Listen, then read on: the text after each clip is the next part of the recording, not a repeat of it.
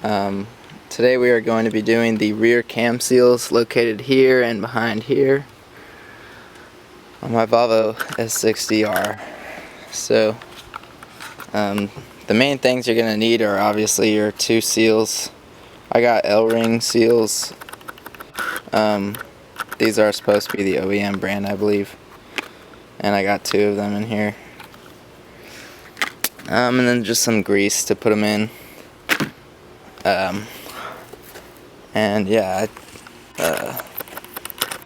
not totally sure if we're gonna be able to get them out, but I've heard you can like screw a screw into them and just pull it out.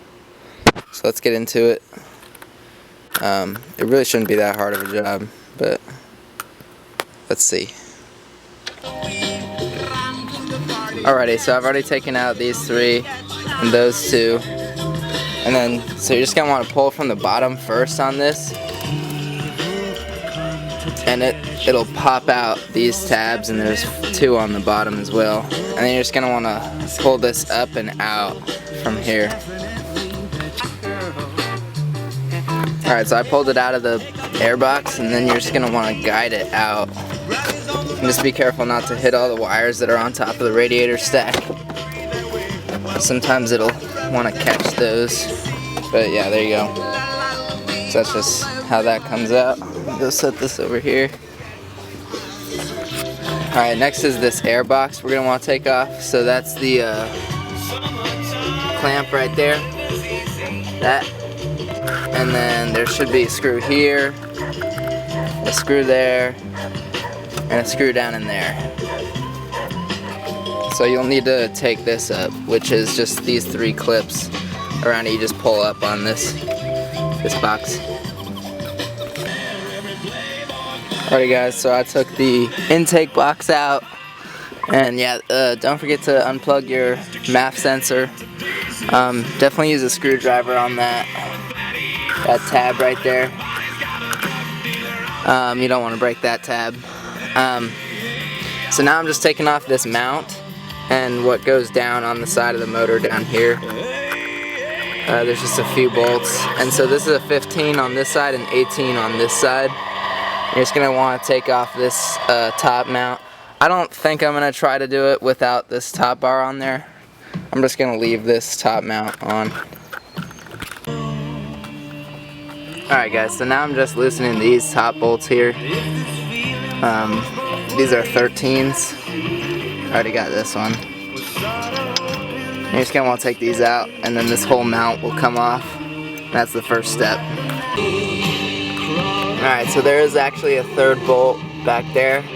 You're going to want to take that out too. Alright everyone, so I have taken off this wire harness support. It just comes unclipped from this hole right here. And then these are 13 mil bolts. And I gotta take those out to get the mount off here, because it slides in this bracket, and unless I want to take this charge pipe off, which I'm definitely not doing that, I'm gonna have to remove this. I'm not gonna do all that, so I'm just gonna take this thing off like it should be done. So yeah, I've already got the 13s out on both sides, and then make sure you take off that wire harness over there. Alrighty guys, so this is the bracket that I just removed. It's got 3 10 mils in it, one here, and one here. And then that'll uncover these 3 holes on the engine, and these are all 13 mils. This is where I'm at now. As you can see, I got both cam seals free. Now we just gotta take off this cap, and then we'll actually be at the cams. Alright, so the cap here is a T25 on these screws for me. There's one there and one over here. And then on this cap, these are T40s. These two, one there and one down there. So you're just going to remove those, and then those caps will come right off. Alrighty guys, so I've got the caps off, and now you can actually see my cam seals.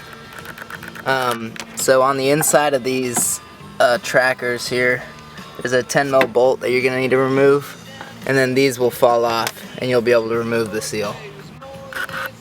So there's 2 of them. Get both of them off. Alrighty guys, so I have pressed in the seals as far as I could with my fingers, and then I was able to get them in pretty much flush with the actual housing. And then after that I used just a regular socket like this, and then I just hammered it in. So we are officially over the halfway point and we can start putting stuff back together. So you're going to want to start with putting on these, and these will line up. They have this little notch. There's 3 notches in each one. Make sure you label them. This one is for the intake camshaft and this one is for the exhaust camshaft, as well as these. Label these intake and exhaust. Alright guys, so I've gotten the cam covers on now. I just wanted to let you know to make sure that you clean these out. These sensors can build up residue on them, especially with the oil leak on this one, because the oil is just going straight down onto that sensor. So make sure you spray these out with brake cleaner as well.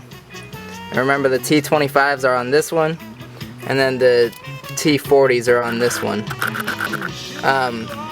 And so then these only gotta go to like 5 foot-pounds, like really, really light. You just want to snug them up and then go maybe like 1/8 of a turn more. And then just make sure that you plug your sensor back up on this far one, because that's going to be impossible to get to once you put the plate back over this sensor. And then, yep, you're just going to take this sensor, put that on over here. And yeah, so we're just going to keep moving on here. Next up would be this plate to go on. And then after that plate, you're going to want to bolt this little black plate up again. And that'll have this attached to it as well, this bracket. So I'll come back after I bolt that up.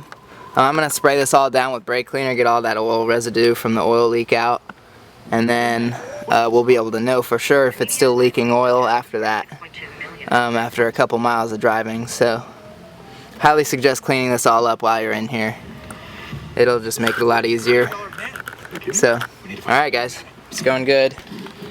I'll grab another couple clips when I'm finished up. Alrighty guys, so I just wanted to make sure that y'all know that the longer bolt goes through this part right here. Let me just try and take this out so I can show you. This one is longer than these two.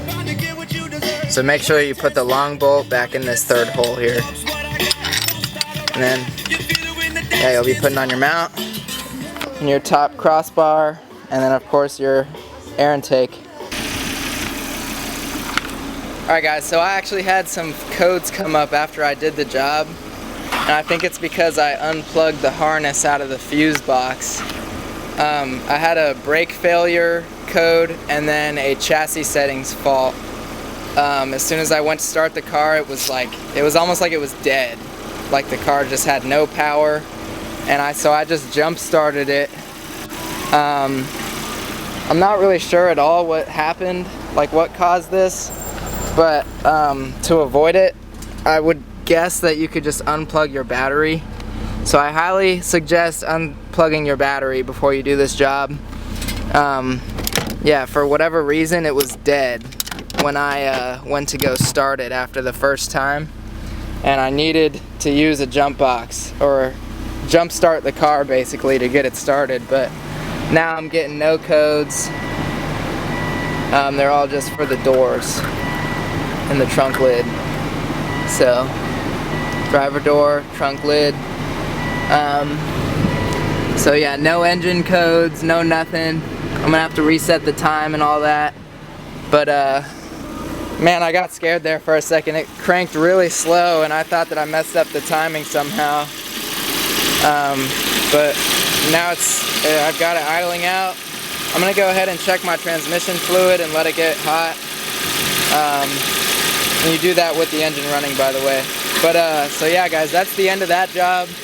The cam seals look like they're sealing properly. I don't see any oil leaking out, so I believe that we did a good job here guys. So enjoy the rest of your day, have a good one, and I will too.